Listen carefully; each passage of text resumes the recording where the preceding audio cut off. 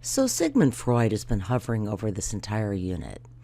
His work on psychoanalysis ignited artists' determination to explore the inner world of the psyche, or the subconscious, and frankly, it gave them the freedom to portray sexual themes more openly. It was cool now. Max Ernst was one of the artists who moved from Dada to Surrealism. The painting in this slide contains elements of both. A nightingale threatening? That sounds Dada. But it could also be a dreamscape. Note that the work is part painting, part sculpture, and part collage.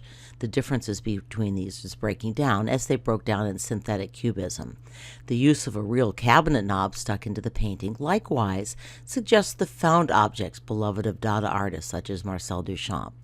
The title of this work, which is inscribed at the base, was inspired by a fever dream that the young Max Ernst experienced while in bed with the measles.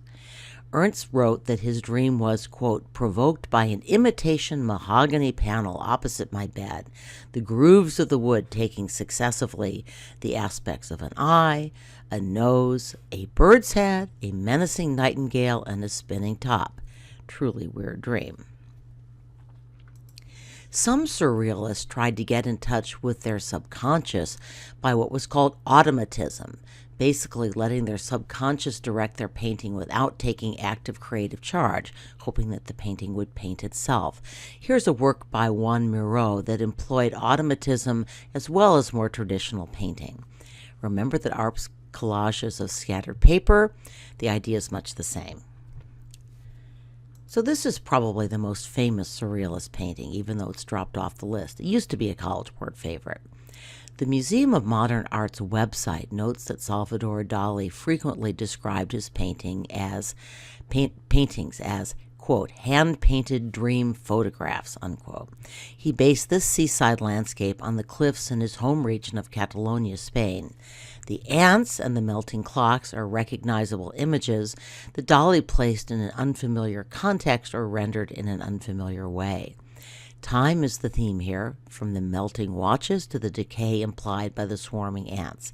Dali explained that he painted this work to, quote, systematize confusion and thus help discredit completely the world of reality.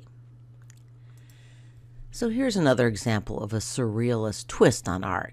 This famous painting of a couple praying was enormously popular in France. It was seen as a lovely sentimental scene of rural piety, but it spooked Salvador Dali, who insisted that this was a funeral scene, not a prayer ritual, and that the couple was praying and mourning over their dead infant. At his insistence, the Louvre x-rayed the painting, and it turns out that Dali was right. X-rays revealed a small coffin that had been overpainted by the basket.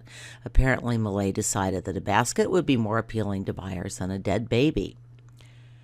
But here's why I included it. This is what Dali produced in response to a dream vision he had of the Millet painting. And now, prepare to be really intrigued or weirded out. The Dali Museum collaborated with Disney Studios to produce a virtual reality experience of this painting. Here's a quick introductory YouTube clip. I'm showing you this not only because it's cool, and I'm pretty sure you'll enjoy it, but also because I think this animation actually captures something of this dreamlike spirit of surrealism. Okay, finally, we get to a required work. Let's hear from our presenter.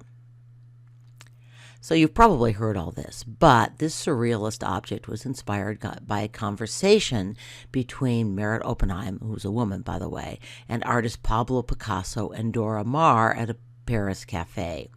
Admiring Oppenheim's fur-covered bracelet, Picasso remarked that one could cover anything with fur, to which she replied, even this cup and saucer. Soon after, when asked by André Breton, the leader of Surrealism, to participate in the first Surrealist exhibition dedicated to objects, Oppenheim bought a teacup, saucer, and spoon at a department store and covered them with the fur of a Chinese gazelle. In doing this, she transformed these genteel items, traditionally associated with feminine decorum, into sensuous, sexually charged and sexually punning tableware. Like so much of the art in this unit, this one is all about sex, and I will let you fill in the blanks about just what this might resemble. This was not a work or an artist that I knew before it appeared on the list, which was my loss. It's a new favorite, so thanks for once to the College Board. Still, I struggled with where to stick this painting into the unit's lectures. Before we get to our student presentation, let me just ask, how would you classify it and why? Well, we see a lot of similarities to Picasso's Demoiselle d'Avignon, especially those mask-like faces. The jungle setting created from color blocks has an expressionist flair, and there's an element of protest art as well. We'll get to that. However, Lam is considered a surrealist painter, and maybe our presenter will now explain why. So, here's what the Museum of Modern Art says, information your presenter may already have shared.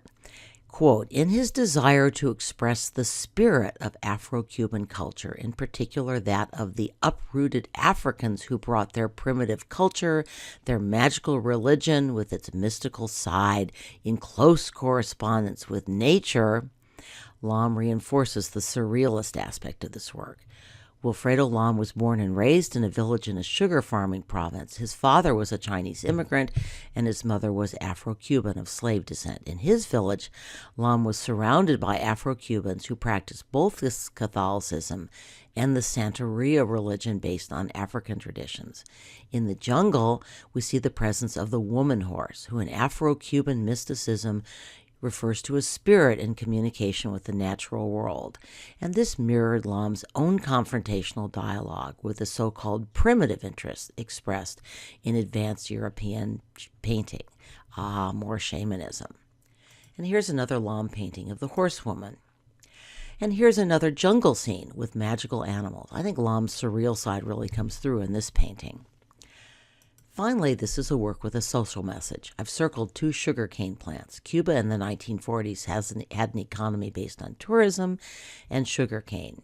Cuba was the Las Vegas of its day. What happened in Havana stayed in Havana. It was overrun by wealthy Americans who came to party.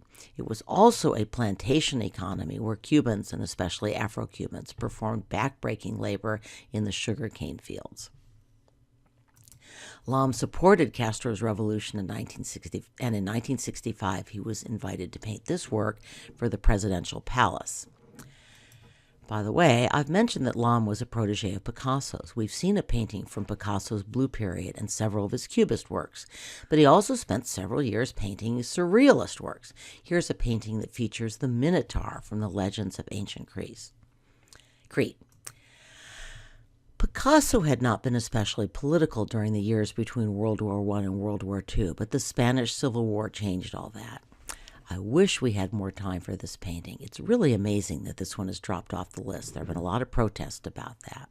I hope you have time for it and for this brief video clip. What we don't have time for is Simon Schama's long, fascinating account of the creation of this work. But he made one comment I'd like to share.